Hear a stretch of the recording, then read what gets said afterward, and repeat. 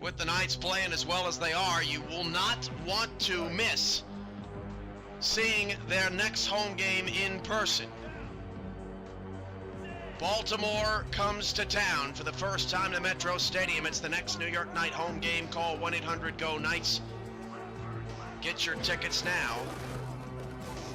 Or you can listen live here. Oh, look at Parkeet Shaw! This is ridiculous! That is another touchdown!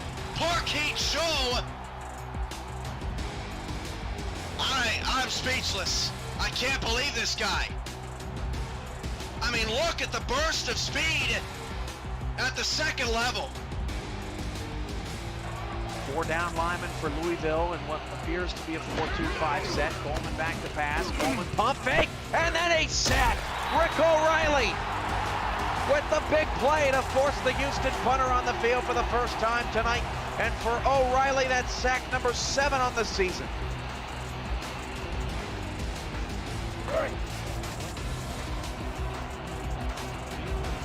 O'Reilly, a monster on the inside. Big play there for the Louisville defense.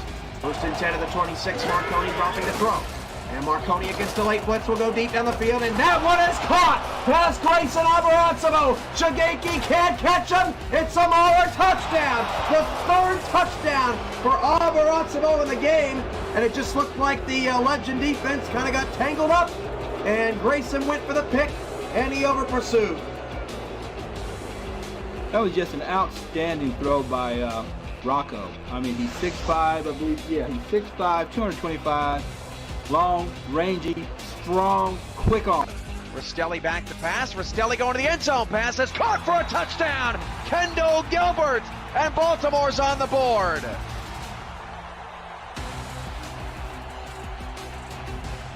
Give me some of that crab call. Baltimore cuts into their early deficit. Rastelli's got 6 touchdowns and no picks in the last 6 quarters of action. 2nd and 2 at the 40. Christensen will pass again. They are staying away from Kim. That ball, oh, it's belted up in the air, and Nick Nitro picked it off. That is tremendous defensive effort. Who dove in front of that pass? That was a Qantas Shine, who dove in front of the pass and knocked the ball up in the air. That was one of the best defensive plays I've seen in a long time out of a Qantas Shine. A.J. Levy, 6 seasons, all with Sioux Falls, the strong safety number 42. Chris Dodd, free safety in his 3rd season, wears number 49. Alex Parker and Nick Fargo, the linebackers, 91 and 92 respectively, as Rahman steps up in the pocket. Rahman gonna air it out deep, and Thomas Rahman's pass intercepted off the deflection by A.J. Levy. What a play by the veteran. Well, you mentioned it, Cam. Levy and Dodd, probably the best safety combo here in the SFL. And Levy, a longtime veteran leader of this defense, comes away with his 6th interception. So 4 receivers set here on 3rd down and goal. I guess this won't be a run. Christensen in the gun, looking towards the end zone, firing into the back of the end zone, and it is caught for a touchdown. The Pride extend their lead. What a throw by Christensen again. Has all day to throw on a post route. And that one, I mean, it's not bad coverage by Chappelle. It's just a perfect throw and a great route by... 3rd down and 2 from the 12. Go Knights rings throughout Metro Stadium. St. Clair to pass. St. Clair to the end zone. Intercepted. Oh no. Joe Lynn picked it off. You gotta be kidding me. And 1 first down will give the Crabs yet another 1 possession victory over New York. 2nd and 4 at the 41-yard line. Hand off to Overstreet, right side. Overstreet makes 1 man miss, and then another. And here goes Overstreet off to the races. Down the sideline, 20. He will be not tackled, and he scores again. 17th touchdown for David Overstreet, and Louisville has scored 19 straight points. And Overstreet is checking on the pulse of Oklahoma City. It's moving day in the Simulation Football League Pacific Division. Live from Kings Coast Stadium in the fantastic city of Vancouver. Welcome along to Late Night Friday Simulation Football League action as the Vancouver Legion look to continue their hot start to the season as they face Cascadia rivals, the Portland Fleets. Hello and a very warm welcome. My name is Michael Trullo. Happy to have your company. Happy to have the company of Alden Bleeker. Alden, tonight could be a pivotal night in the Pacific Division as it's basically now just a horse race between these two teams. Yeah, absolutely. An opportunity for both of these teams to really define themselves going into the rest of this season. And really, two teams with very different places in the league as a whole. Vancouver have been to the playoffs multiple times and pretty consistently in consecutive seasons. Meanwhile, Portland trying to build themselves into a contender. It'll be Legion and Fleet. The Fleet winners of 2 straight after dropping their first 2 games of the season with wins over winless Los Angeles and winless Florida. Vancouver has taken a tougher route. They have beaten teams. 2 of the teams in their 3 wins have come against teams that currently have a 500 record or above, that's being Tulsa and Minnesota. Their one last loss, to unbeaten Atlanta as we get set to go. Going to be interesting to see the quarterback battle and especially how both quarterbacks face off against these defenses as the Fleet have one of the better defenses in the SFL. Yeah, it's as you say, the Fleet leading the league in turnover differential with 9, and that's really going to be a big key is getting the ball and holding on to it. We'll have to see how well they're able to do that in this game. The ball is in the air and away we go. Vancouver returning it close to the 30-yard line with Justice Blackwell. Here's the Vancouver starting offense. Christian Brown in his second season at quarterback, Robert Redford at running back, Sawyer Stern fullback, Justice Blackwell, Hector Huxley, Brett Killian and Chris Curtis, the 4 wide receivers, James Walters at tight end, Mike Coverson and Michael Percoco. It's Mike and Mike on the offensive line. White helmets, blue tops, gold pants for the Legion at home today. 7-step drop for Christian Brown, has all day in the pocket and throws an interception underneath. Immediately back the other way. It is Leo Morris. Portland with a huge statement as they move their turnover differential to +10. And we were talking about how this is going to be such a big defensive key for Portland. I mean, man, what a development. We saw the pocket collapse almost immediately. You know, one offensive lineman bowled over, still had time to throw. And, oh, man, with all that time, still a fantastic defensive hustle play by Portland. And now they are within such a threatening position here in the red zone. Cyrus Jive and company touch the field inside the 10 to the 7-yard line. Jive to step back, throw it out in the flat to Ezekiel Love, and he gets none of his namesake as he is tackled behind the line of scrimmage for a loss of 2. Here's the rest of the Portland offense. Jive, as is the quarterback, Ezekiel Love, the running back, Jacob Farmer, the fullback, Israel Adams, Benjamin Warner, and Ryan Davis, the wide receivers, Nelson Lozano at tight end. 3 on the offensive line, Randy Fatt, Jaden Taylor, and Jay Warren. Jive from under center, throws to the corner, caught, and to the 1-yard line goes Warner. He cannot get into the end zone, bringing up 3rd and goal. Quickly, here's the Vancouver defensive line. Achilles Papatonis, Kyron Womack, and Gerald Giudice. Linebackers Josh Farnsey, Earl Fields, Marquise Reed. Corners Major Key, Michael Lister, and Zach Lay. Safeties Mark Lopez, Will Stern, and Drew Hamilton. 3rd and goal from the 1. Can Portland punch it in and capitalize on the early turnover? Love parts the Red Sea and scores. Portland takes an early lead. And this is just a fantastic position of demonstration, rather, of precisely what we were talking about during the introduction to this game. It's just a great effort by the Portland defense, and it puts Portland in such a dangerous position that really this felt like an inevitable outcome. Only 7 yards to go, and this is a fantastic start for Portland. They were the ones to kick the ball away, and now they're putting 7 points up on the board. Rushing touchdown number 62 in the career of Ezekiel Love. His 4th of the season, and now Joey Robb on to kick the extra point. It is up and good. If you're new to the SFL, well, where have you been? The Simulation Football League combines traditional sports, esports, and a role-playing game into one. Team strategies are being executed in real time by our simulations as real-life players compete on the virtual gridiron. For more information about the SFL, visit our website at www.simulationfl.net. The SFL, we put the fan in fantasy. Well, Alden Portland has never beaten Vancouver. They are 0-5 all time, but to take the lead in the Pacific Division, that's exactly what they're going to have to do, and they're off to a pretty good start. Yeah, exactly. And like you say, you know, this has been a case where it's really been a lack of the ability to defend at home, because only one game has been away or at home for Portland, and now they're taking it to Vancouver in their house. Christian Brown threw an interception on the first play from scrimmage last time around. This time he's going to go a bit more conservative and hand it off to Robert Redford, who gets crunched by Joseph Lama. Here's the Portland Fleet defense. Didn't have time to get to them in the first drive.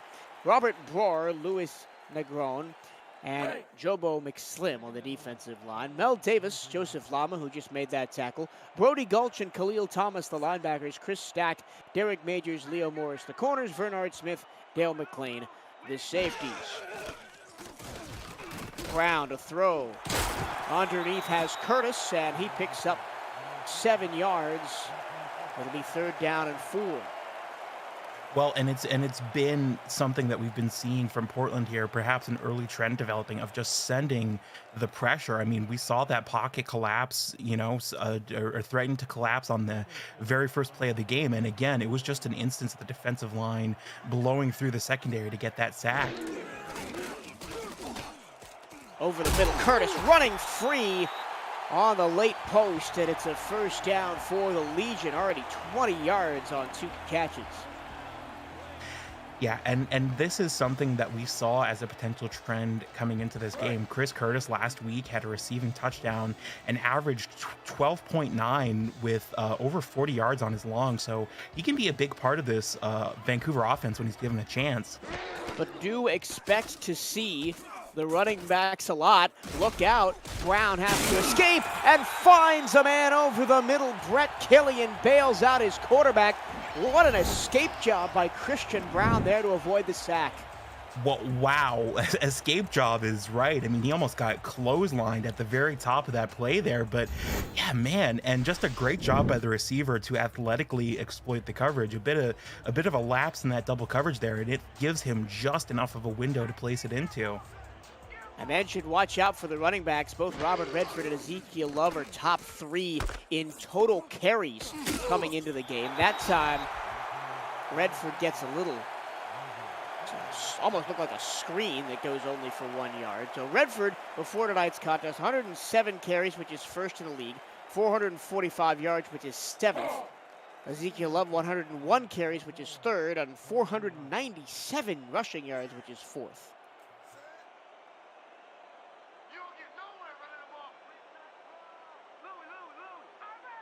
I formation on 2nd and 9. 3 linebackers in the game for Portland. All of them drop back in coverage. Christian Brown trying to take the top off the defense, and Chris Curtis cannot hang on to it.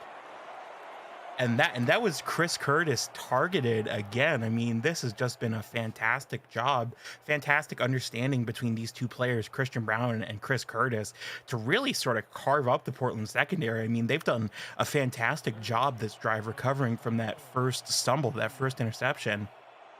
That was a gutsy call by Vancouver to go deep when all three linebackers dropped in coverage. Only a three-man rush now on 3rd and 9, and Brett Killian has got a beautiful route down the numbers. First down and goal for Vancouver.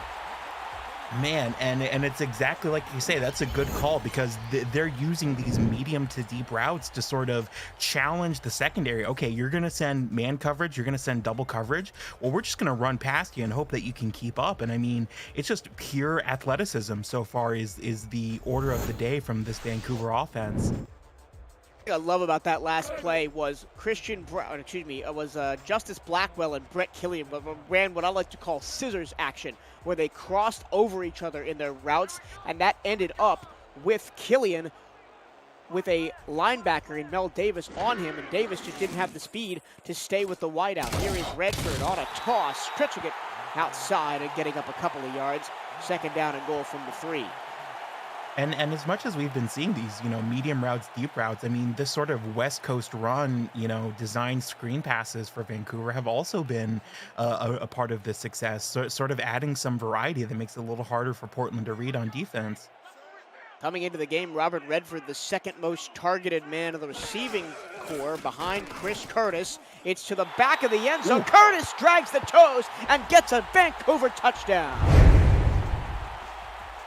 And this is just a classic case study in sticking with what works. Chris Curtis was the primary targeted receiver on this drive, and there were a couple cases where he dropped it or the defense got to him, but it's just a case of sticking with your tempo and sticking with the plays that are working for you.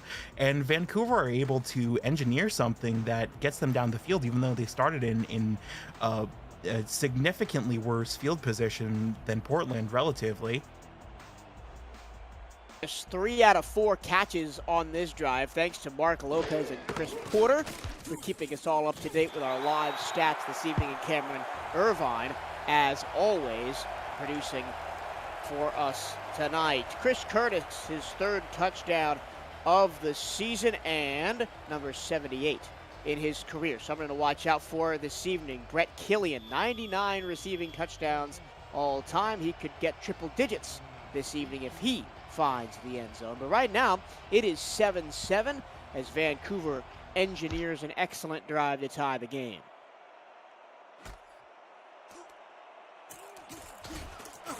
Nine plays, 76 yards in almost 5 minutes for Vancouver that time. And now it's time to see what the Portland offense has when they're not set up inside the Vancouver 10 by an interception. Yeah, and that's exactly the thing. We know that Portland can get the ball and hold on to it. The secret is to actually be able to do something with it in situations like this. Expect a lot of Ezekiel Love last week in their win against Florida. He carried the ball 38 times for 204 yards. And Ezekiel Love, he's really one of those, what I like to call sort of multi-level runners. He's got the ability to be very fast and, sort of streak down the field, but he's also so elusive. I mean, it's just so hard for the defensive line and the linebackers to even catch him sometimes. It's another strong side handoff to Love. Tries to break it outside. And he gets hit by Earl Fields and brings up a 3rd and 5. When you lean on the run game like Portland is doing and will do this evening, it's important to get chunk plays on 1st and 2nd down so you're not in 100% passing scenarios on 3rd.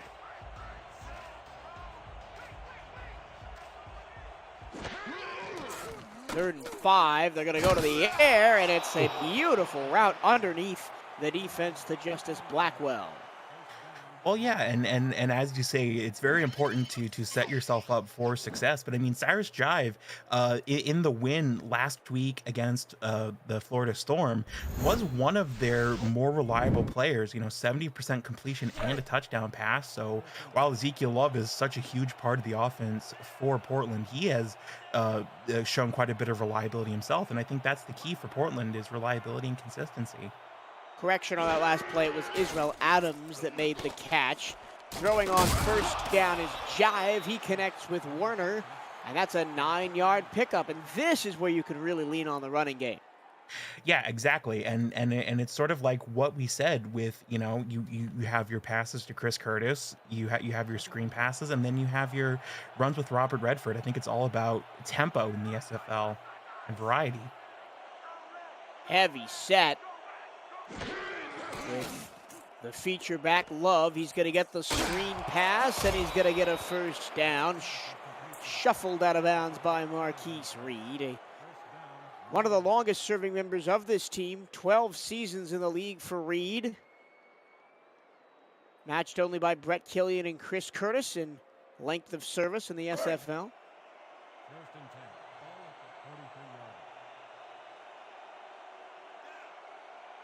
Curtis obviously in a previous team was the logo over in Queen City, but now doing his thing in Vancouver for 4 consecutive seasons. Love's spin move back to the inside, picks up 2.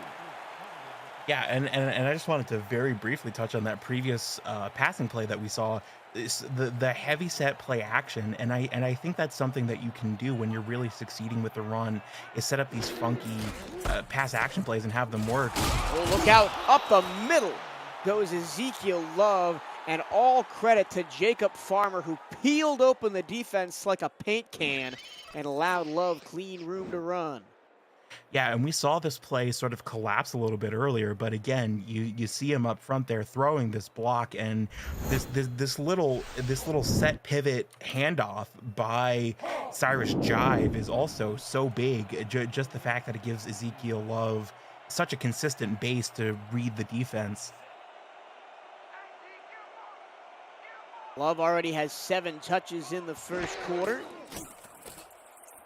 Pump fake, it's going to be 8 as they hit Ezekiel in the flat. This time, absolutely nowhere to go.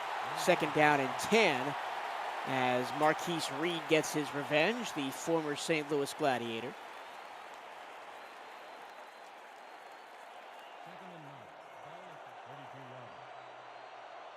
Just crossing 3 minutes to go in the opening quarter. Glad you've joined us. Michael Toledo, Alden Bleeker on the call for this late night SFL action from the West Coast. Ooh. Slipped underneath. Are they going to say that was a catch? Yes, but it only goes for 3 yards.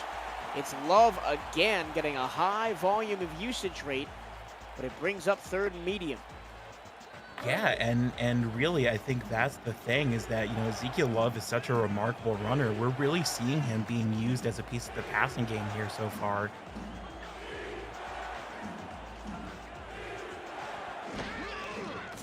Jive steps back, throws deep, intercepted at the 5-yard line by Mark Lopez. Well, and it's a little bit of one-upsmanship here by Vancouver. I mean, we've sort of been seeing the opposite, where Portland are really just all over Vancouver, but it's almost triple coverage here. I mean, just not allowing a single inch of airspace in the end zone. I mean, that's a very high effort play by Vancouver on defense. It was the first incompletion of the ball game from Jive, and it ends up being an interception. Now Vancouver at their own 5-yard line. Redford takes a check down, won't get anywhere. Lopez's 2nd interception on the season. Yeah, and this is a solid position for Vancouver. As far back in the field as they are. I mean, they've already shown that they can march down the field. They're just going to have to do it again here. Redford middle, nothing. Absolutely nothing. And I mentioned both of these teams like to lean on their running backs, and it must have been well known because the game plans early on is just take away the run.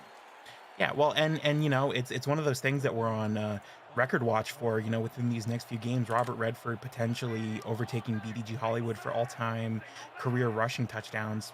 Perhaps it's something that Portland have keyed into, him being a big part of the run game. That was a dangerous throw. He was trying to hit Killian on a stretch pattern towards the sideline. It was knocked away, I believe, by Leo Morris. And it's going to be the first punt of the game for Vancouver, which will give decent field position to Portland. Yeah, and that's exactly, that's a good call. I mean, I think that's exactly it. Vancouver punting out of halfway through their end zone here, and it's going to set up a fantastic position for Portland. And position has really been one of their big suits on their big strength suits on offense. It'll be Leo Morris to return, and it'll be good starting field position for Portland at the Vancouver 44-yard line. So this is the second drive of the game for the Portland offense to start inside Vancouver territory. Yeah, the first game starting at the Vancouver 7, this one starting at the Vancouver 44. I mean, Portland will be happy to start in this sort of position all day long if Vancouver will let them. And it's important for the Fleet to just try and keep this game close. Love up the middle gets 4, because their previous matchups against Vancouver have not been very close. Most recent meeting was back last season at the beginning of it in week 1. Jive to the far side, nice connection with Ryan Davis for a first down. A little bit of up-tempo here from Portland at the end of the first quarter. 43 seconds to go in it. They like this formation. They like the matchups they've got. Jive goes to the exact same play and hits Davis for 4 yards. Clock stops as he gets out of bounds, but they still go up-tempo. Jive this time on a handoff. Love up the middle, first down. And that was that little set and pivot handoff that we've seen multiple times this game. But that time I think the defense was expecting pass. They hit him with the little run. That's a dangerous throw, and it's almost intercepted. This is very little time to think for Portland on this drive. My goodness. Handoff, Love. And he goes down right at the 20-yard line. 10 seconds to go in the first. I think this might be the end of the opening quarter. So Portland trying to change things up a little bit up tempo, and they are solidly on their way into the red zone as we start the second quarter. It's Portland 7, Vancouver 7 in the battle for the peak of the Pacific. You're watching the SFL on YouTube, presented by PM Music. Stay with us.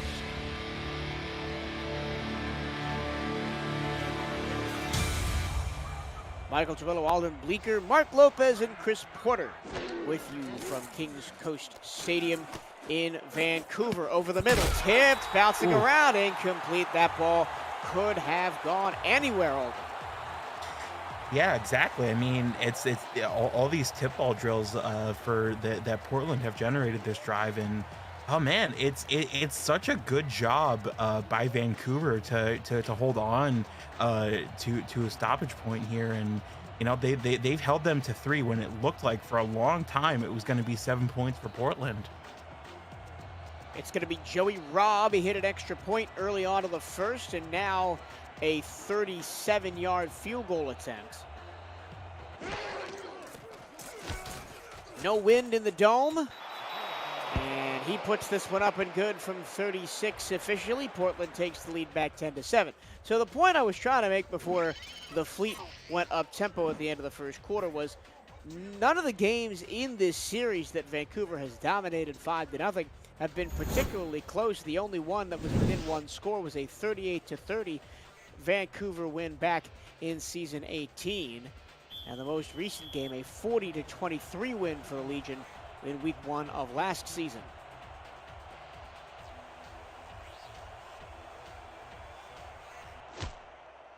Robb with the kickoff. And Blackwell to return out to the 27-yard line. I found a little pocket on the outside there. No real blocks in front of them to set it up, though. Looked like it might have been something, but just a good job to react by Portland. Hasn't been a lot for Robert Redford to do. Only 3 carries and no yards. Let's see if they go back to number 28 on first down. They do. They get his first positive yard of the day. No, he goes backwards 2 yards. Excellent pursuit by the safety, Dale McLean. Well, and we've been talking about, Portland looking for consistency. That's like a big key in their development, and that's really been something that we've seen on them from a defensive perspective today. Is their ability to constantly send pressure at Vancouver and force some of these quicker decisions. Second and 12. And they've really been trying to get Redford going out of the flat. Really, that hasn't been doing much of anything either. Brody Gulch, Johnny on the spot to make the tackle. 3rd and 10. Yeah, and it's really hard for these, West Coast style play calling. It's really hard for that to work when the other team is just sending so much pressure at you, and when it's getting through the offensive line. 3 to the right, 1 to the left. The 3-man rush is picked up into double coverage and knocked away by Derek Majors. Well, it's all things considered, that is a very positive development for Portland. I mean, their ability to stop this drive. We're going to see here on this just a pure athleticism job. It's another instance, where we see a lot of the time of where when a receiver runs a route, the linebacker or the defensive back, whatever the case may be, has to sort of run the counter route, and he does just a great job of getting his feet, his eyes, and his hands to where his receiver is going to go. That's just a pure hustle play by Portland. On the other hand, schematic-wise, Portland has put all of their eggs in the stopping Robert Redford basket. And we saw on the Vancouver touchdown drive how if Vancouver is aggressive and goes to the air, they can make the defense pay. Well, yeah, and that's absolutely true too. It's really one of those things where both of these teams, we know Portland likes to have accurate throws from Cyrus Jive. That's something Vancouver have cued into. And, these runs from Robert Redford are something that we know Portland are going to be able to cue into. It's really one of those things of who's going to be able to adjust first. Jive, 5-step drop, floating it. Did he catch that? Yes, he did. Through contact, Nelson Lozano hangs on. After starting 7 of 7, Chris Jive now 10 of 13. Well, and it's as Guy Clausen would say, hashtag throw it to the tight end. I think that's a Mike Daggs would contest on that. Let's see. Belt high snap. Jive taken down. No time to react whatsoever as the rush gets through. Man, and Charlie Brown, and just look at the pure effort, just swim move, power, all getting around the middle of this line. Just absolutely nothing that Cyrus Jive could have done there. Brown ripped down the quarterback like Lucy taking away the football and puts Portland in a 3rd down and 7 situation. Twins package now for the Fleet. High snap. Jive over the middle, and the slant pattern works to perfection and gets the Fleet an extra set of downs. I would go by Charles Brown if I was that guy, but that's just me. But yeah, and it's a great job here. Again, when there is time for Portland to set up for Cyrus Jive, they're able to do good things on offense. So even though Ezekiel Love has been struggling to put up consistent yards, I mean, that is at least one sort of silver lining for them on offense. They're going to try and go back to Love. One-on-one on the outside. Ezekiel jukes to the outside and picks up 6. Number 53, credited with the tackle. 2nd and 4.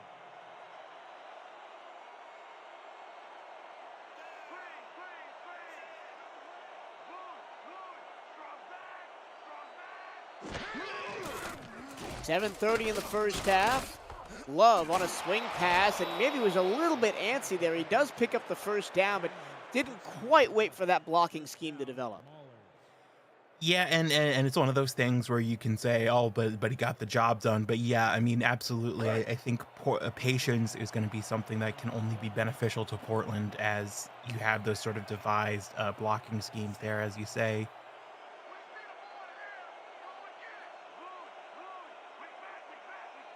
Jive under center. Love looking for a lane.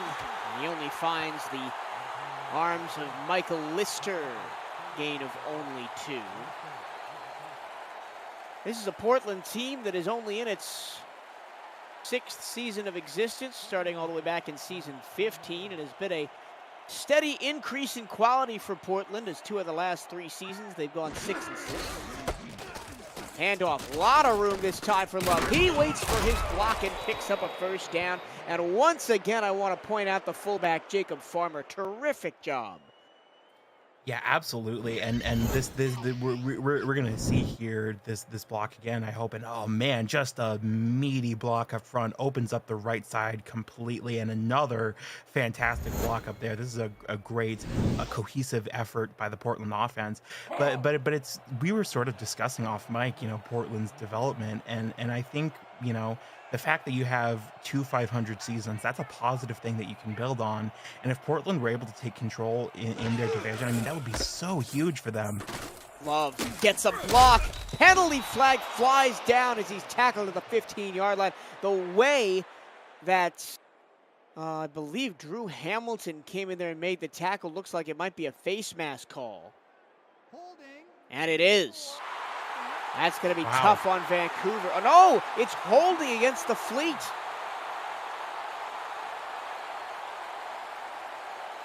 They're going to get Nelson Lozano Jr., the tight end, for a hold. Well, those big guys have some pretty sticky hands, but unfortunately, sometimes like that, they can get you in a bit of trouble if you're not decisive about when to use them. Now a situation nobody wants to be in. Oh! 1st and 20, diving attempt at the ball is missed, and Israel Adams gets 19 yards on 1st down.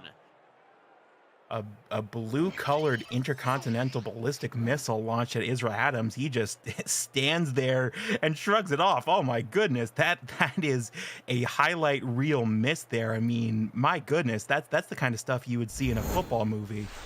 And that's the kind of thing that coaches don't like. Like Zach Lay, it's really cool if you get that big interception, diving interception. The fans go wild, everybody feels good, but 9 out of 10 times, you're just going to miss that, and then a receiver is wide open to trot down the field. So Portland has turned a disadvantageous situation into an advantageous situation. Look out.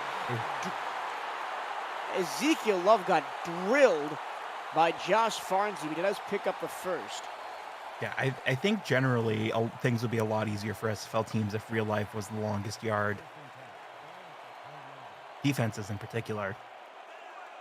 Thankfully, the physics of Hollywood do not really apply here. Jive, middle, excellently broken up by Earl Fields. That's a tough ask for a linebacker against one of the top wide receivers in the league in Israel Adams. Excuse me, Josh Farnsey. Yeah, but oh man, it's a fantastic job of just sticking with the coverage as we're going to see back to where the play actually is, and it's an instance of where sometimes you don't have to run the full route. You can just sort of run the receiver into you as a linebacker using your positioning, and that's precisely what we saw there. 2nd and 10. Vancouver trying to hold Portland to just 3 once again.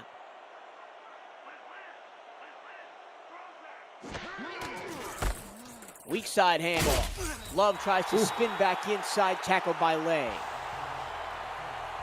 Yeah, and that was a good job by Ezekiel Love to break the first tackle, but Lay just reacting and getting to that, you know, that first level of the defensive line that Ezekiel Love is so quick to get past sometimes. 3rd and 9. Jive in the gun. Cyrus throwing, end zone, touchdown, Portland, through traffic. It's a touchdown for the Fleet. And my goodness, this is such a strong position for Portland. I mean, and it's just like we were saying, you know, again, a conversation we were having off mic previous to this game. You know, there have been so many Cinderella stories in the SFL over the past few years. it's really, sort of the any given Sunday, or I guess any given Friday in this situation, syndrome, where you cannot afford to take any offense or defense in this league not seriously for one moment, or something like this can happen to anyone. That was Gavin Bouvette, backup wide receiver on the field, caught the touchdown pass and puts Portland up by 10. This is uncharted waters for the Fleet. Especially in Vancouver's home. If this result were to hold, it would not only be their first win against Vancouver, but it would be their first win in Vancouver Stadium. So multiple firsts.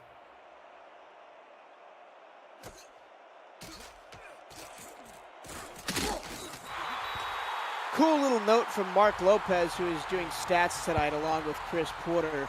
Ezekiel Love has as many touches in the ball game as Vancouver has run total plays, 18 for both numbers. And it's a heavy load for Ezekiel Love to carry so far on offense here, and it's one of those things where you have to worry, is it going to be like a situation in a marathon where he just sort of collapses across the finish line, or is he going to be able to use what he has left of his energy to keep pushing here? I think it's important for Vancouver to primarily go back to the air. That's where they had the most success in the first quarter. It's time to join Cameron Irvine and SFL HQ to see what's going on elsewhere in the league. Thank you. Torillo Motor City in Las Vegas tonight, and so far the V8s have been turnover happy. Vegas has not. Eric Price down to Mason Kirby, and the Fury have grabbed an early 10-0 lead in Sin City. Back to you all across the north in Canada. Thank you, Cam. 2nd down and 6 here for Vancouver, trying to erase a 10-point deficit. And we go back to Robert Redford, almost shakes away from the defender. But Derek Majors does bring him down. Double coverage on the run. You don't see much of that. Again, if you know you're coming up against a team that likes to run the ball more so than anybody else in the league, with Robert Redford having the most carries in the SFL coming into the night, you're going to put that double team on the running back more times than not. Excellent soft zone breakdown is found by Christian Brown, and Chris Curtis says, I'll have a first down. But again, it's like we say, maybe a case of over queuing a little bit, where they're so cued in on Ezekiel Love in the running game that, on Robert Redford and the running game, that it opens up a hole deep down the field for Chris Curtis there. We have seen Curtis take advantage of it. He's got the one Vancouver touchdown, as well as 43 yards on 5 receptions. Another deep strike. Ooh. Just shy of Curtis. It was knocked to the ground volleyball style by Dale McLean. Yeah, had the look of a pass that was going to connect deep, but just a little bit underthrown. And I think Vancouver is queuing in on the fact, as you said, that they're going to prioritize stopping Robert Redford, so there's going to be some mismatches deep. Yeah, exactly. 2nd and 10. Outside Brown, complete. Pick up in 5. Brings up 3rd and that many. Second catch for Brett Killian. And it's exactly like I was getting ready to say prior to the snap of that play. It's not just the deep passes that it opens up. If they really commit to that first line on the offensive line, then you can sometimes get short passes, little swing passes to the outside, medium passes, and it's really something that you want to be careful to, is not to overcommit on defense. Play action. Brown with all kinds of time. Dumps it off to Redford, and he's 2 yards short. Nice little play design, but Portland was all over it. Yeah, and it's really something. It looked like a bit of an unlikely stop for Portland here. They're gonna get this, and I believe they're gonna punt it here. It looks like. Yeah, just outside of field goal range. They're gonna put it in the hands of Brian Patrick for the 2nd time today, but not before we hit the 2-minute warning. Portland's gonna have 120 seconds to try and extend their lead before the half. They lead at 17-7 right here on the SFL Network on YouTube, presented by APM Music.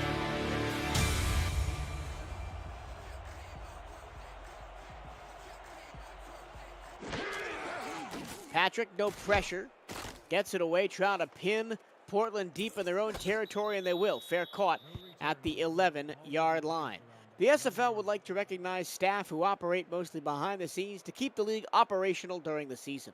Corey Menner handles all stat entries on the website. Liam Crowder keeps the site up and running across the world. Rochelle Colson prepares all the box scores for statisticians. And Mark Lopez, who is on stats tonight, runs point on tech support. Check back next week for more staff shoutouts helping to make the SFL the best operation in sim sports. Ooh. Oh, look Oh, out. my goodness. Cyrus Jive with some happy feet in the backfield as Papatonis almost got there, had to throw it away. Yeah, pressure up and down the field. This is an impressive response by Vancouver, and we've only seen one play here.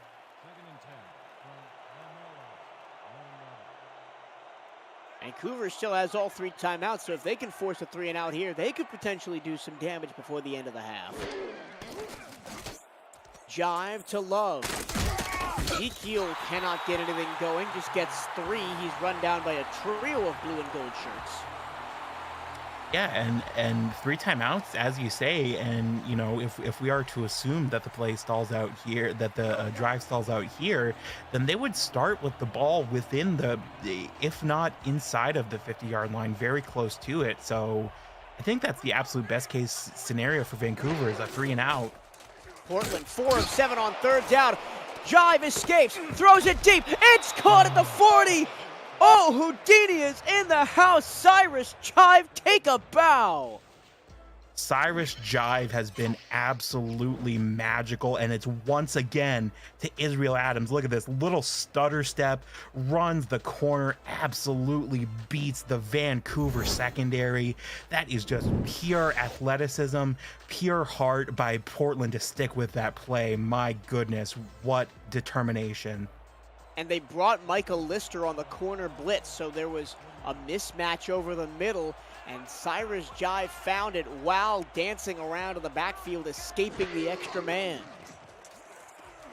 This time Jive goes short middle, caught for a 9-yard gain right at the midfield stripe. Up tempo for the second time today go to Fleet. They tried a little bit at the end of the first quarter. Jive, gonna get out of bounds? Yes. Does he pick up a first down? Also, yes. 58 seconds left. Portland doesn't have to burn a second timeout. Man, and Portland just resolve. Resolve is really the key word this drive. They started with a 2-minute warning and having to burn a timeout, and they're already past the 50. The Fleet came to play tonight. That is for certain. Trying to break their all-time duck against Vancouver. Hard hit against Ezekiel Love. The clock runs 50 seconds to go. Someone's way upfield there. Gonna wait for Josh Farnsey to get set. Sidearm sling by Jive. Penalty flag flies with 41 seconds left. You really hope this isn't defensive pass interference. Wow. Looks like it will be. Vancouver picks up a PI penalty. It's against Josh Farnsey, who was the man that took forever to get set on the play. Man, and that is just a mental miscalculation by Vancouver as Portland are marching, because not only did they get the yardage there that they effectively would have gotten anyway, they also get to stop the clock for free. Total plays. Portland almost doubling up Vancouver in total plays in the first half.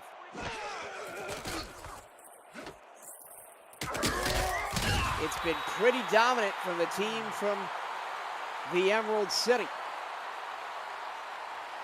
30 seconds left. Portland still has 2 timeouts. Jive, Crockett collapses. Ooh. This time he can't escape. Not using a a timeout there. Interesting. No, they're not. 20 seconds left.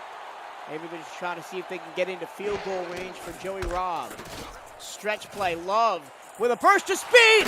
Ezekiel Love down the sideline and out of bounds with 10 seconds left at the 19. It's as if they heard me earlier say that the SFL is not a football movie, and Portland, here it's like, okay, if SFL isn't a football movie, well, here's our Rudy playbook. We're gonna break out one of the gutsiest drives you've ever personally seen in the SFL, and they have marched down the field. Yes, it looked like they were gonna get a touchdown at one point, but the fact that they were almost in their own end zone, and the fact that they're now gonna get 3 points in less than 2 minutes, that is nothing short of a commendable effort by Portland.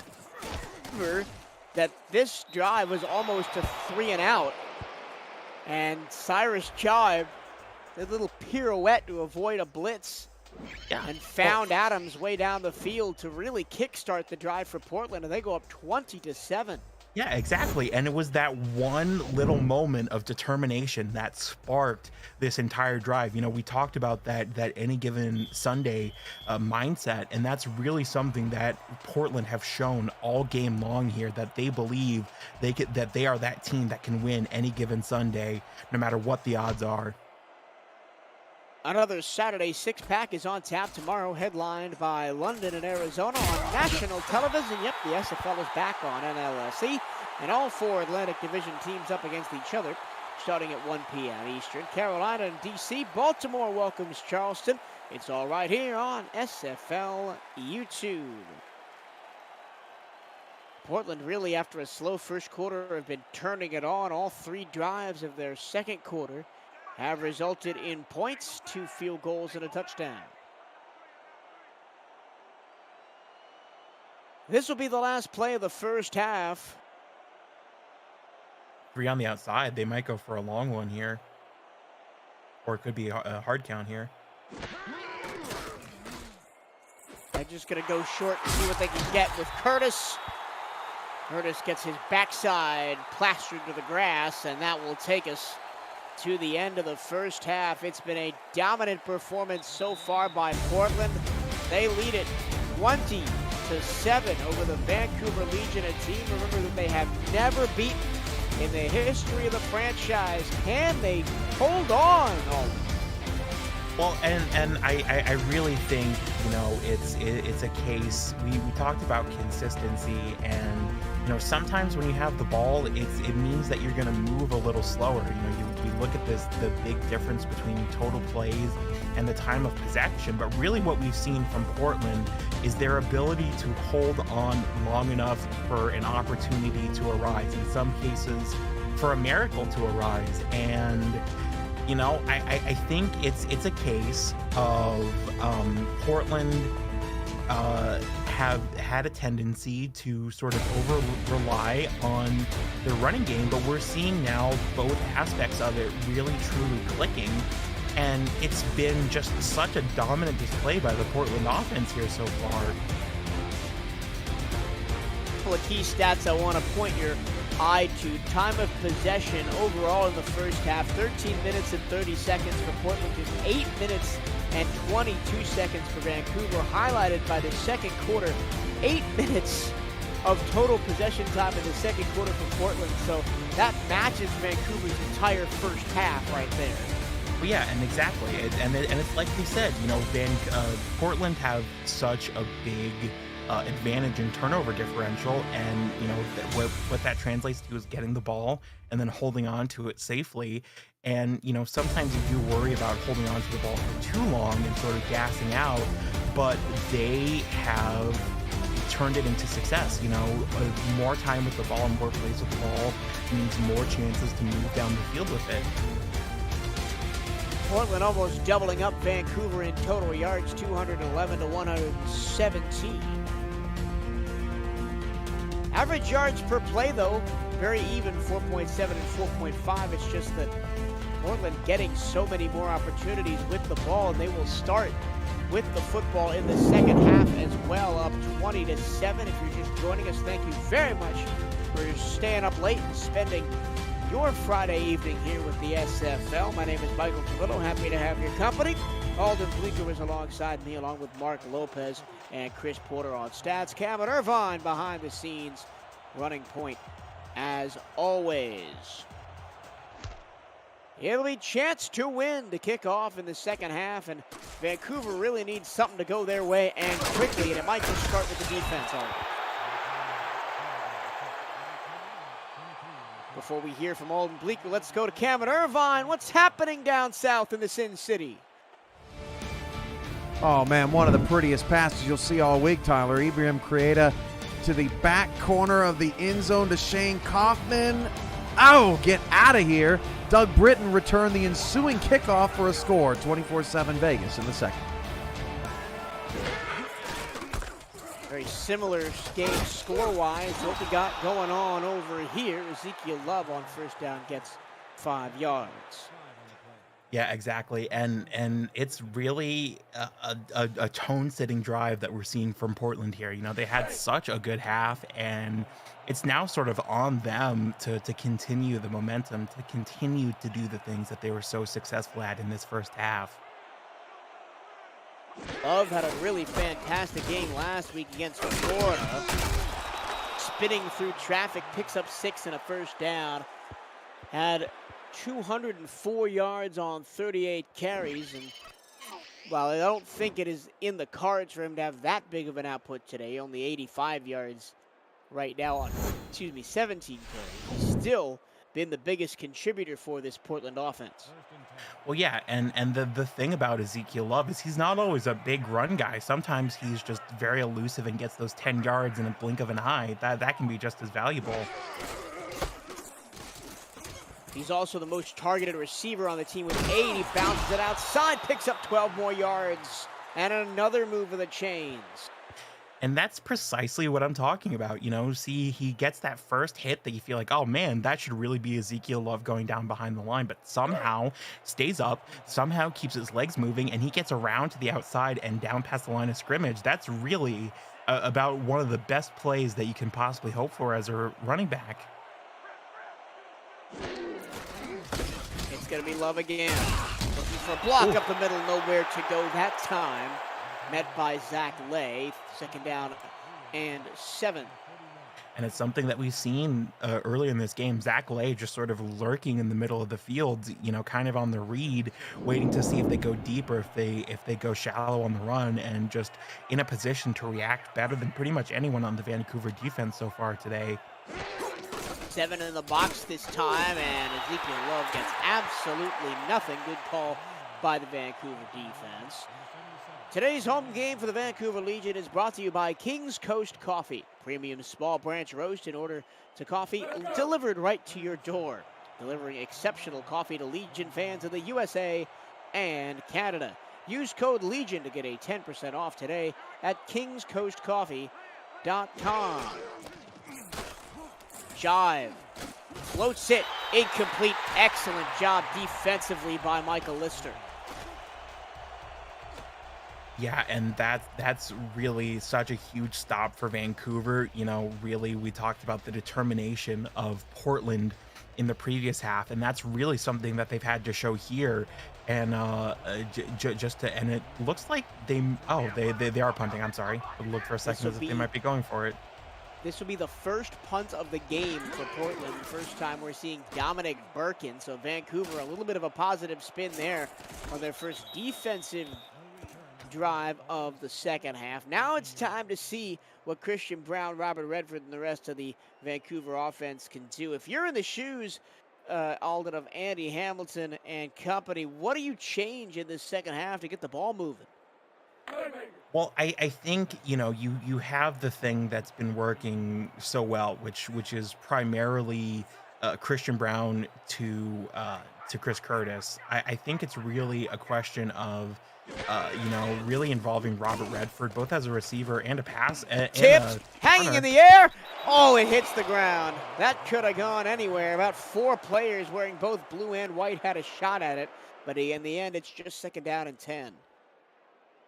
But as I was unable to successfully get out in time there, you know, it's really a case of if you can connect with someone and not make it an interception, not make it one of these tip drill plays, I think that's a positive development for you. 8 in the box. But they only rush 4. Doesn't matter. Chris Curtis still finds the soft spot in the defense and picks up about 15. And that's really what we're talking about with Chris Curtis all day, is like his ability to step through the coverage basically and you know, run these routes that are very rigid, but get him into a position where it can just sort of be laid up by Christian Brown and just creates a little window for his quarterback.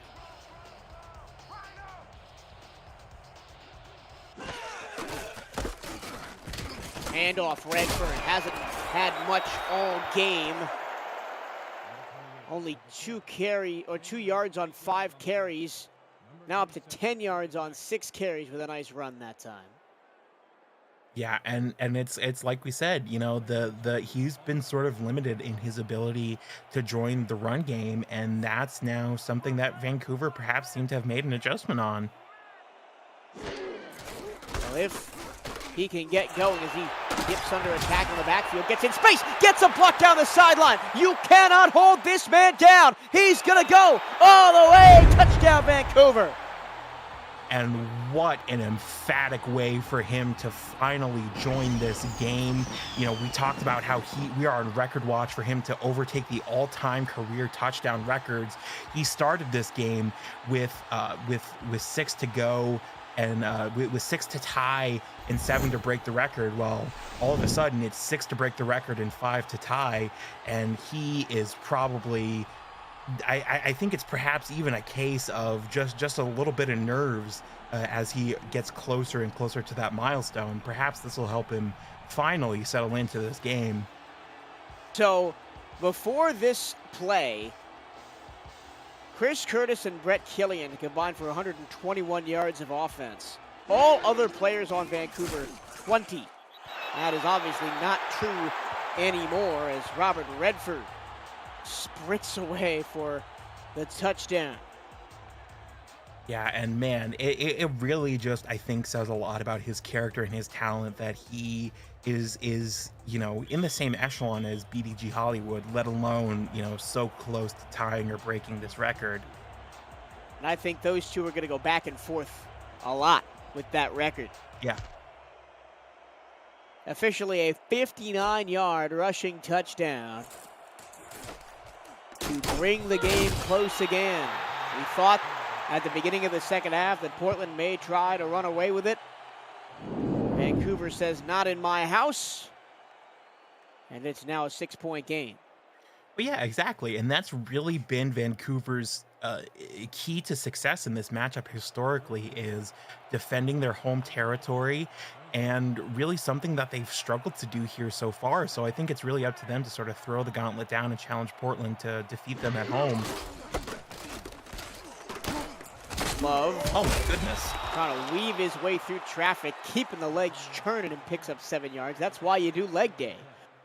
Yeah, and that is what makes Ezekiel Love so dangerous, is just his ability to make defenders miss, even if it's right at the line or you know, just right at the where the linebackers line up. Just his ability to avoid contact and break contact makes him so dangerous, because he just creates windows for himself. Try to stretch it outside. Nothing doing that time. Stretching to the ball and making the tackle is Drew Hamilton. First we've seen out of him tonight. You were talking about Vancouver defending home court in this matchup. But I mean, that's just kind of how Vancouver like to play. They are 56-17 all time at home. That is a 77% winning percentage, and they're going to stop Ezekiel Love short of the first down and force a Portland 3-and-out. I don't know if it's the fresh water north of the border here when you get out of Oregon or what the deal is, but yeah, it's really been such a big part of Vancouver, is taking these home games so seriously, and I think that's maybe you know, a thing that potentially other teams can take advantage of in the future. Just if you're able to get a lead against them at home, you can sort of make them be defensive and play defensively at home. Just 38% on the road all time, if you're wondering. That's 28-45 for Vancouver.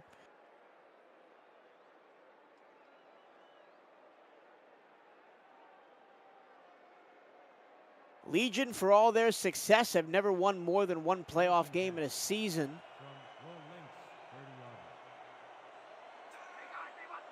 They are 1-1 every time they get to the postseason throughout their entire franchise history.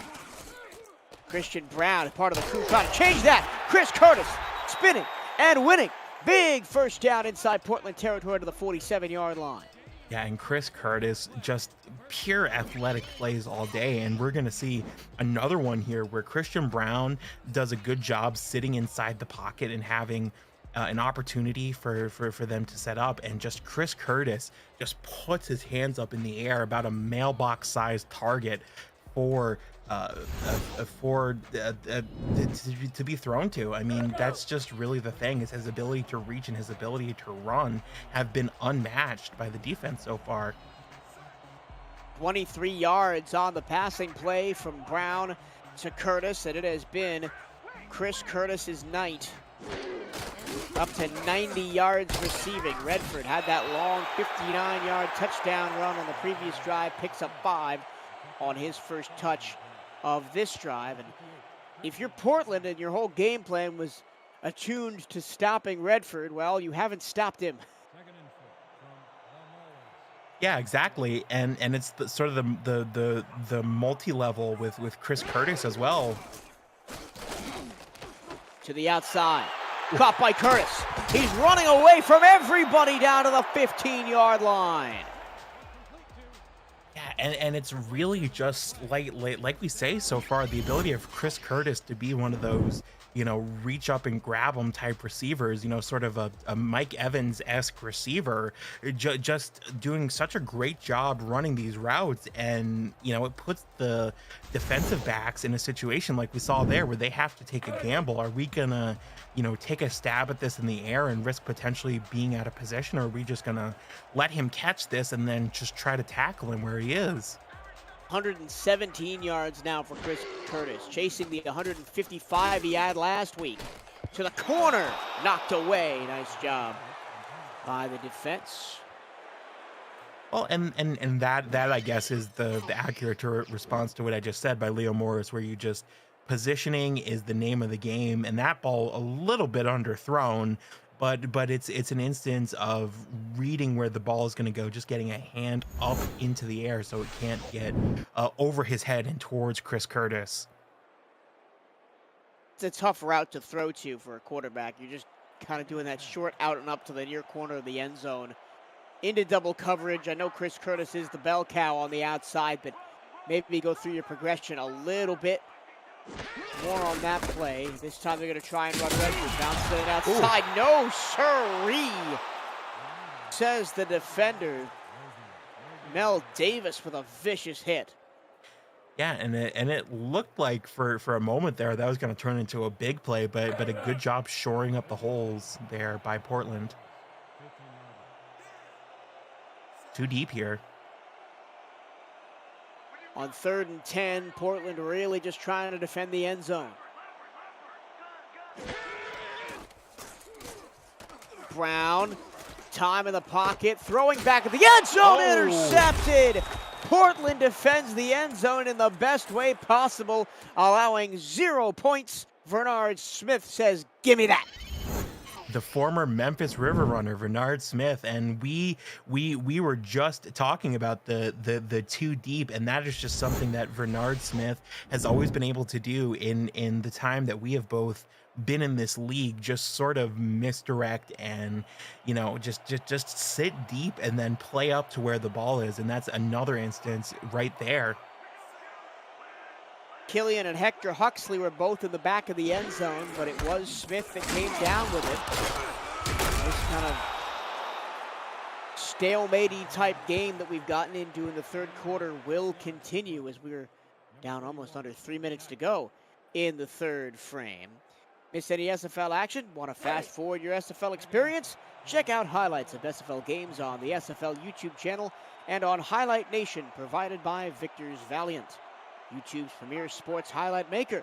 Subscribe to Highlight Nation and Victor's Valiant on YouTube for all your college football and basketball highlight needs, as well as the SFL. First down for Love.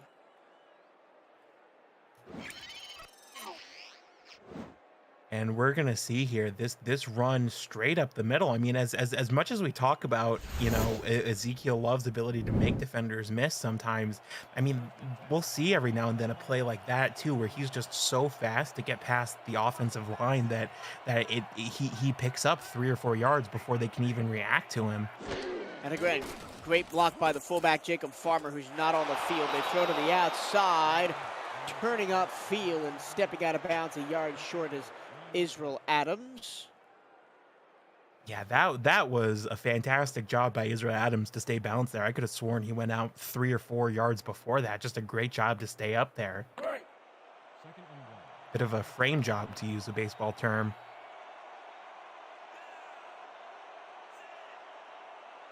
Set ice, strong side to the left. They're gonna run that way. Oh, look out! There's a car crash in the backfield. And the Mack truck in that scenario is Gerald Giudice. 6'5", 295, the 7-season veteran. Yeah, and just uses all of that size and strength to blow through the offensive line. Again, a situation where they were set and there was just nothing they could do. Jive over the middle and incomplete. Too far in front of Benjamin Warner. And Portland would have to punt for the second time in a row. Yeah, and it's a situation where you really can't fault them. I mean, that's a situation where you have a play that develops very quickly and then disappears just as quickly. I mean, it's the correct decision, but just such a tight coverage job by Vancouver. And Portland, who were once 5 of 8 from third down, have missed 4 in a row and are now 5 of 11. Yeah, I was gonna say 50-50, but not even quite 50-50 anymore. And you know, that's really something. You know, we said that we've been saying all throughout this game that you can afford to have a team that, you know, has such high expectations on them, and you can afford to do better than them. But you've really, whatever it is that you do well against them, you gotta stick on it. You gotta keep your foot on the gas, because that any given Sunday syndrome can apply to you too. Redford spins out of a tackle and picks up 4. Made a defender grab nothing but air.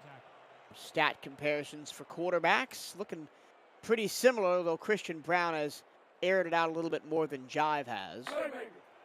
Oh yeah, and also you got to look at just how involved in the run game Ezekiel Love has been all game. You know, really Robert Redford really only so far that one big long run really his only contribution. I mean, there's only, you know, his biggest contribution anyhow. 3-man rush. Christian Brown finds the big man, number 10, Justice Blackwell.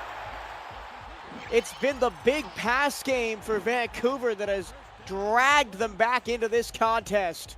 And it's again, it's the routes. It's the routes that they've been able to run all day. Chris Curtis running routes that open space for Christian Brown, excuse me, and just another great job there running space, running into space for Curtis Brown. That is just a fantastic job. Just keeps his feet in bounds and finds 9 yards. And I do want to mention on that last long pass play to Blackwell, a big ups to Brett Killian, who was Blackwell's route partner in that route tree. He did a little curl route, as we have a review, but Killian did a little curl route and drew both his corner and the linebacker that was also covering Blackwell, which gave the window for Christian Brown to throw into. We'll see if Chris Curtis does keep his feet in bounds. I think he does. I think he has I was gonna say, I think in. pretty far away from the sideline when he catches this as well. After review, the pass has been ruled incomplete. The catch was made. Oh no! They're gonna overturn and that is the call. overturned. Referee 62 has an angle that maybe we did not have the privilege of accessing, but yeah, they're gonna say this is an incomplete pass. It turned out to be a good challenge by Mel Davis. Yeah, and you know, whether you want to call it a gift to Portland or just a heads-up play by the coach, I mean, it's as good as a SWAT for Portland. From 2nd and 1 to 2nd and 2, it doesn't matter. Chris Curtis is going to pick up a first down anyway, and from their own 30, Vancouver immediately inside the red zone. And you notice it's Chris Curtis again, just getting those yards back that were just, how do we put this charitably taken away from him there on that challenge?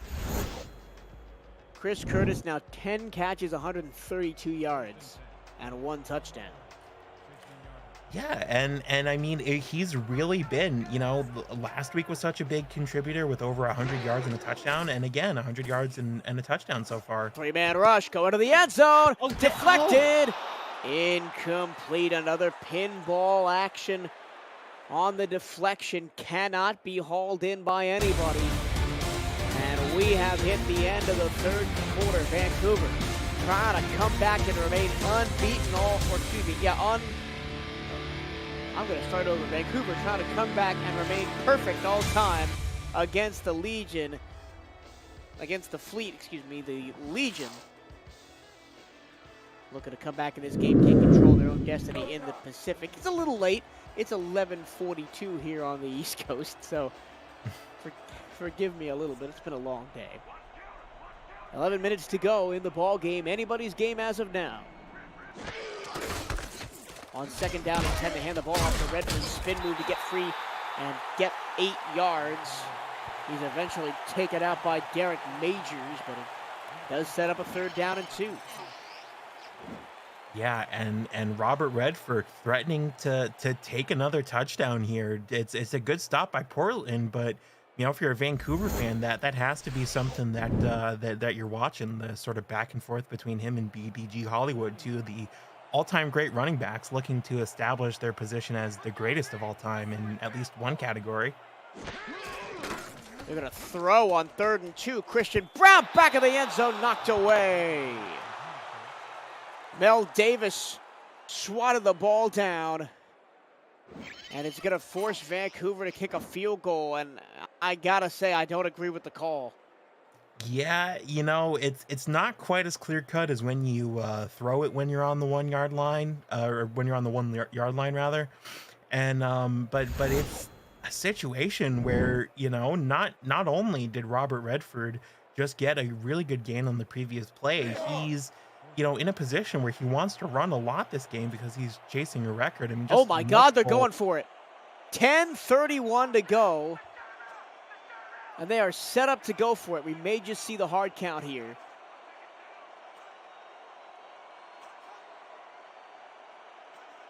I got really excited.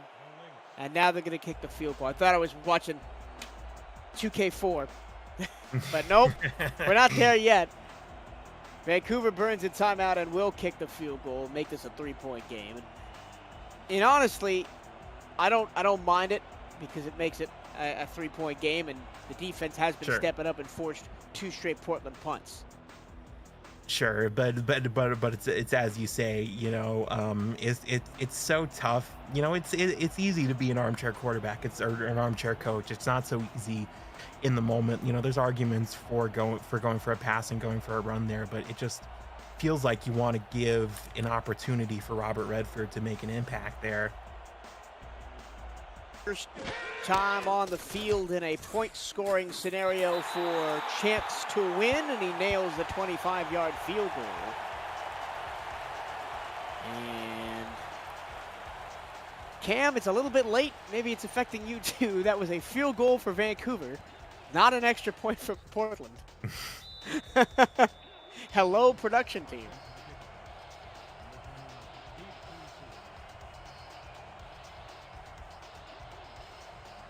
Well, we all know the score is 20-17 in favor of the Portland Fleet. Yeah, They're I was gonna going get to the say, ball not sure how that affects origami for those who observe.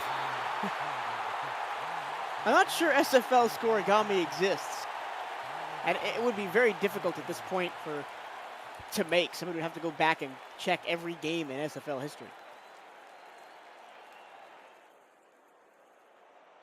First and 10. From Ramirez, 24 yards.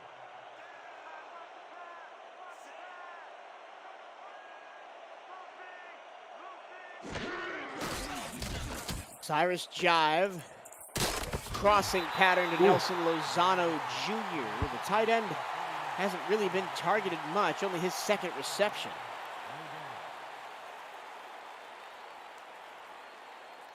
Yeah, and it's really starting to be sort of knuckle up time for Portland here. I mean, they can easily get a stop on the other end of the ball, but you really feel like you have to start doing something again here very soon. Jive, low snap, over the middle, off the hands of the defender in the middle of the field. And Stern can't come up with it.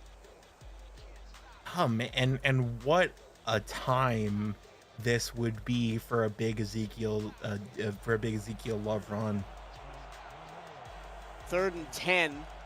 I think they're going to go to the air. Vancouver looking for their 3rd straight 3-and-out on defense. That has sparked this comeback so far. Jive, pump fakes, goes down. Achilles Papachonis in the backfield to drag down the Portland quarterback. Man, and that is such a huge play to break through the defensive line once again. I mean, we talked about both of these teams sending pressure, and just pressure absolutely the key for Vancouver. It's another 3-and-out, and that's the 3rd punt in a row for Portland.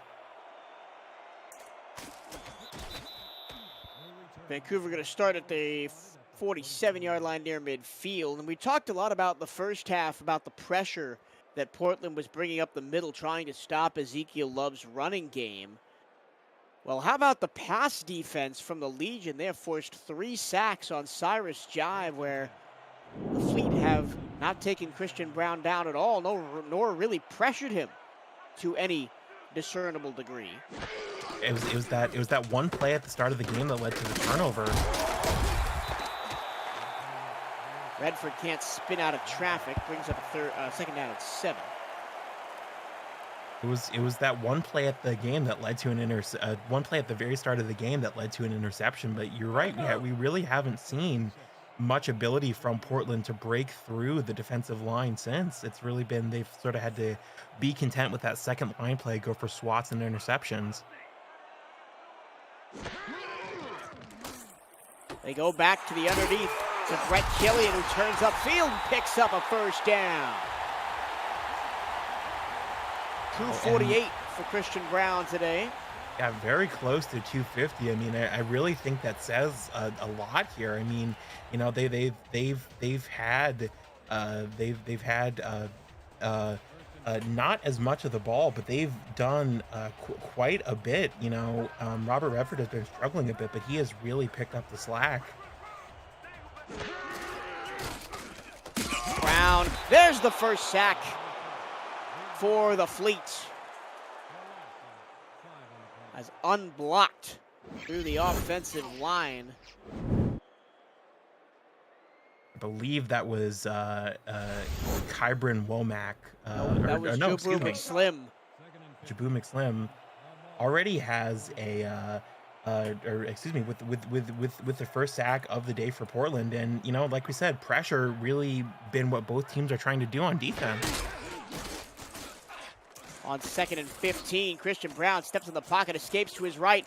Now a rush comes, and it's going to be 3rd and 21. 2 straight sacks as nobody was open down the field, and a rare sack tally for the linebacker Brody Gulch. And that was a case of what we see sometimes, where being way deep in the pocket on like a 5+ step drop can sometimes be a disadvantage. Nothing really opened up, and it just allowed Brody Gulch to step in there and get that sack. 3rd and 21, going deep, got him in! Brett Killian, touchdown on 3rd and 21! The Legion lead at home! and a country mile, and Vancouver are thinking pass long. Talk about confidence in your offense and confidence in the arm of Christian Brown. I mean, it certainly does not seem to be poorly founded based on the fact that he is just able to carve up the Portland defense, the Portland secondary there, and they're putting themselves in a position now to be 2 scores ahead. A field goal is not going to be sufficient for Portland to pull them back into this. Touchdown number 100 in the career of Brett Killian, the Legion's longest-serving player. Triple digits for receiving touchdowns.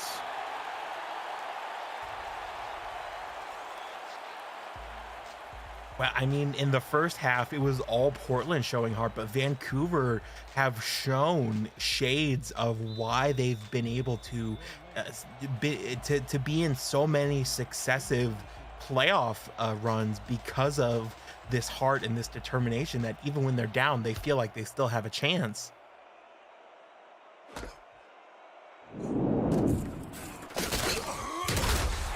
I feel like it is important to mention that Brett Killian, now with his 100th receiving touchdown, is still number 2 all-time in receiving touchdowns, behind DR Sim and a fair way behind DR Sim.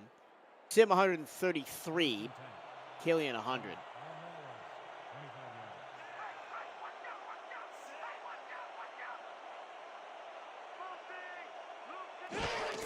Killian also second in receiving yards all time, as Love gets nowhere. SFL action returns on Next Level Sports tomorrow with Season 19 semifinal rematch between the Arizona Scorpions and the London Knights. Catch all the action on DirecTV channel 623, or for a complete channel guide, visit NLSE.com. Stay tuned for more programming announcements. Next Level Sports. Get more.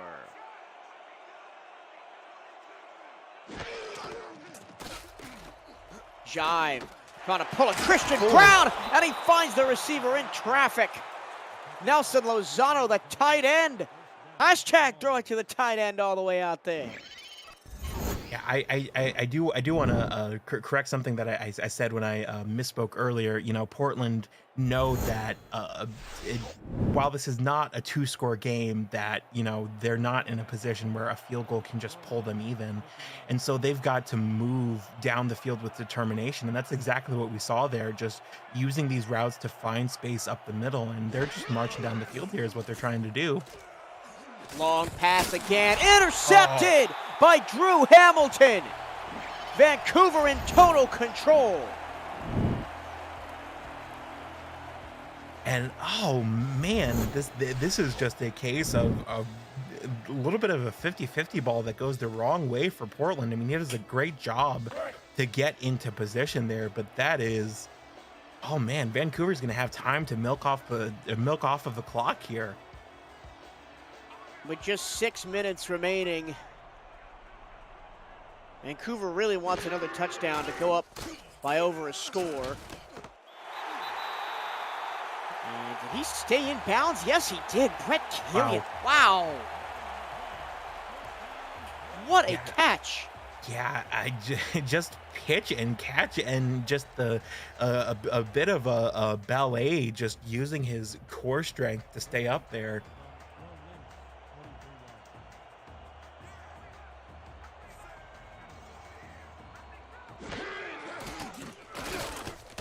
To Redford. Got caught up a little bit on his feet in the backfield. The pass wasn't the best, and it's 2nd down and 10. APM Music is unrivaled music to bring your stories to life, inspiring every production with the world's most robust and constantly refreshed music collection, state-of-the-art technology, and world-class customer service. APM Music is the official soundtrack of the Simulation Football League. To explore their library and to find the best tracks for your projects, visit apmmusic.com.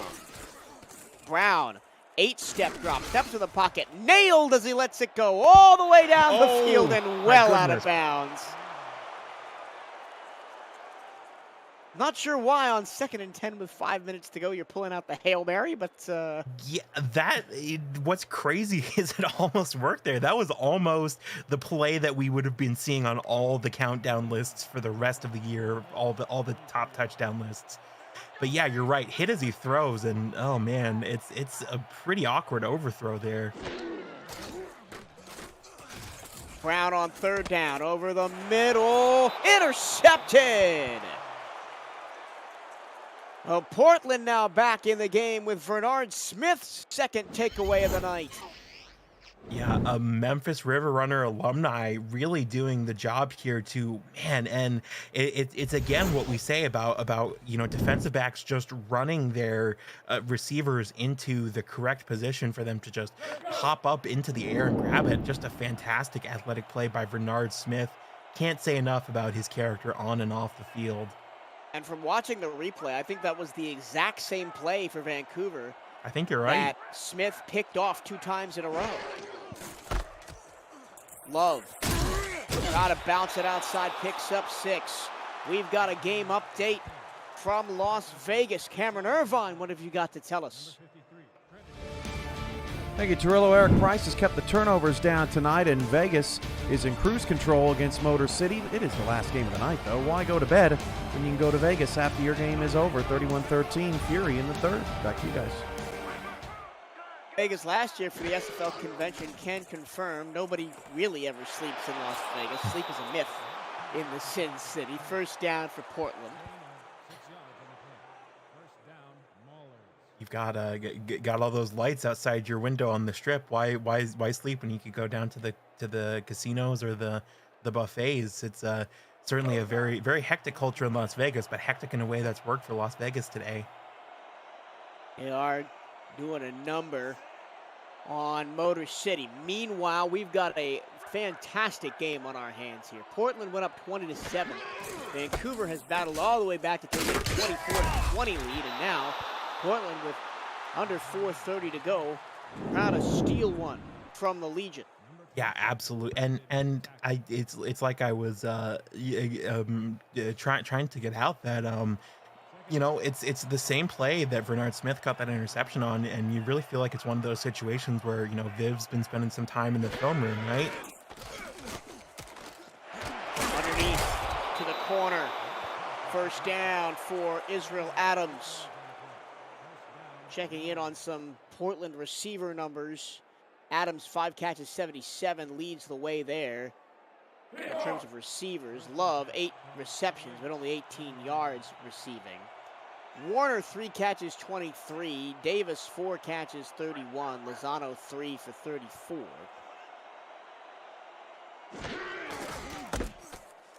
Stretch play, nice spin. To duck underneath the defender and get 4 yards, and this is the exact same Portland fleet that we saw in the 1st half and what we've been missing for the majority of the 2nd half. Yeah, exactly. Well, and this is one of those situations where, as a broadcaster, numbers can be deceiving. Having access to all this information can kind of make you blind because there's no real explosive number, but they've just been chipping away. Yeah, it's just been short passes. That is unfortunately out of bounds. Would have had enough for the 1st, but Warner can't keep his feet in. Brings up a 3rd and 6. And you're right, Alden. Nothing really flashy from Portland. It's just been short passes, short runs, grind out the game, and it worked for the most part until Vancouver found their scoring stroke in the 2nd half. Yeah, I mean, you look at this box score and you think, oh man, Vancouver won that game by 20 points, but it's really been much closer than that in actuality.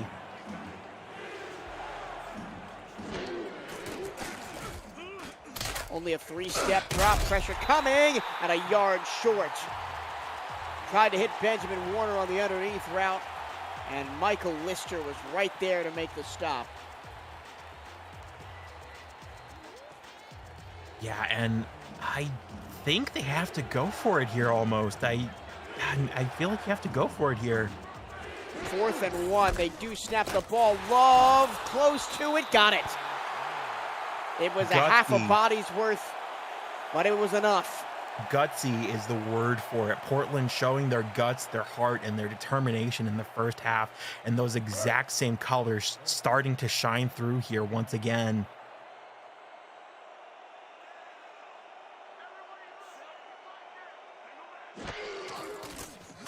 Almost the 2-minute warning. Floated, far side, caught at the 10. Benjamin Warner hauls it in, and the Fleet are in business. I mean, what a thing of beauty this pass. Cyrus Jive just floats one in there. It just sort of drops in like a knuckleball in baseball, just drops into the hands of that was Benjamin Warner, and they're in such a good position going into the 2-minute warning. 2-minute warning. Portland on the doorstep, trying to retake the lead against Vancouver. You will not want to miss the ending of this one right here on the SFL on YouTube, presented by APM Music. Once again, thank you for spending your Friday evening with us here as we pass midnight on the East Coast. And it's a touchdown! One play, Ezekiel Love says, give me that! And it's a lead for the Fleet.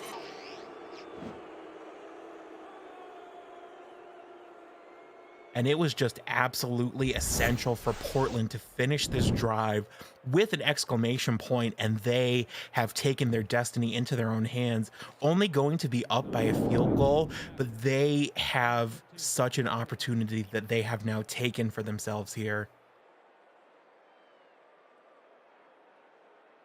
On touch number 40 for Ezekiel Love.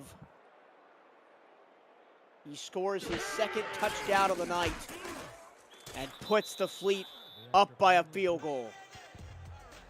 And I think perhaps what's important for Portland is not only do they get that score, not only do they go ahead, not only do they take their destiny into their own hands, but they have effectively used that 2-minute warning as a timeout and taken it away from Vancouver. So they're only going to have 2 timeouts to get down the field here. 158. But if there's any team really in the SFL to trust to get a touchdown in this situation, it may be Christian Brown with all the receiving threats that he has. He's going to go from his own 26.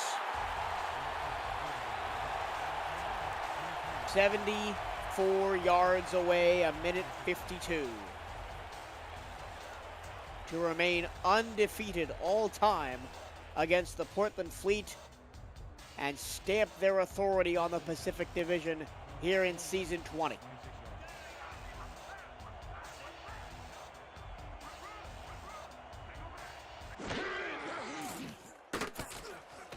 Deep pass, incomplete, looking for Killian. And it's really the geometry of this drive is that Portland are looking for a stop, Vancouver are looking for a touchdown. I mean, that's really all there is to it. You can really feel the energy and the anticipation building up as we prepare to come to a crescendo of what has really been such a back and forth game. I mentioned that Ezekiel Love has 40 touches today as Christian Brown gets absolutely hammered.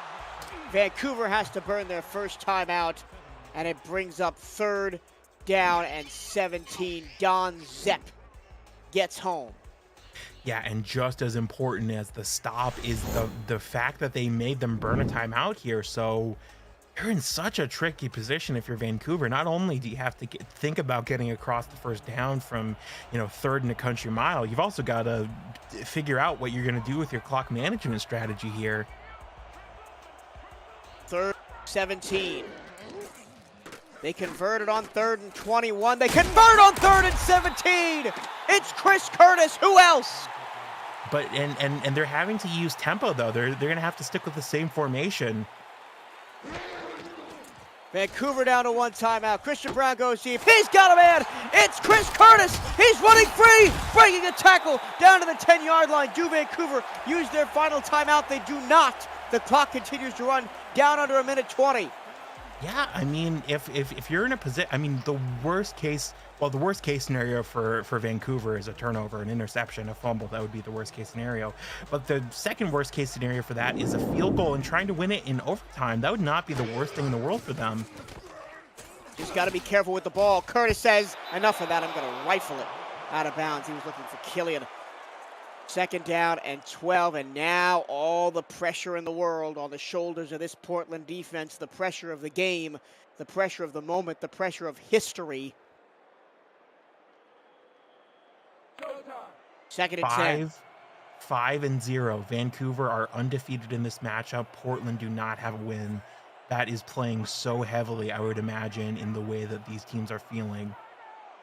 Chris Curtis has over 200 yards receiving on this drive.